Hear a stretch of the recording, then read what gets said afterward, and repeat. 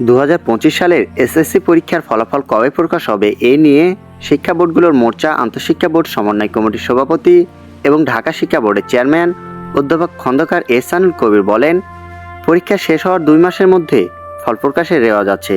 সেই অনুযায়ী 25শে জুলাইয়ের মধ্যে ফল প্রকাশ সম্ভব হবে। পরীক্ষার ফল প্রস্তুতির অগ্রগতি সম্পর্কে আন্তঃশিক্ষা বোর্ড পরীক্ষা নিয়ন্ত্রক কমিটির আহ্বায়ক ও ঢাকা বোর্ডের পরীক্ষা নিয়ন্ত্রক অধ্যাপক এস.এম. কামাল উদ্দিন হায়দার বলেন, প্রধান পরীক্ষকদের মধ্যে কেউ কেউ প্রথমে খাতা নিতে অনীহা দেখালেও চিঠি ইস্যুর পর বেশিরভাগই খাতা নিয়ে গেছেন। এখন ওএমআর শিট জমা দেওয়া শুরু হয়েছে।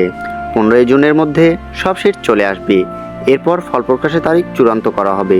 তিনি আরও জানান, বর্তমানে ওএমআর শিট স্ক্যানিং ও নম্বর ইনপুটের কাজ চলতেছে।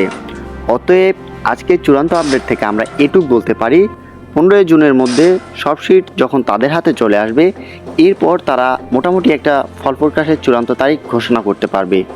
আশা করা যায় আমরা এই ফল আগামী জুলাই মাসের 3য় সপ্তাহের মধ্যে এই ফলাফল আমরা হাতে পাব। এইরকম আপডেট তথ্যগুলো পেতে অবশ্যই চ্যানেলটি সাবস্ক্রাইব করে রাখবে।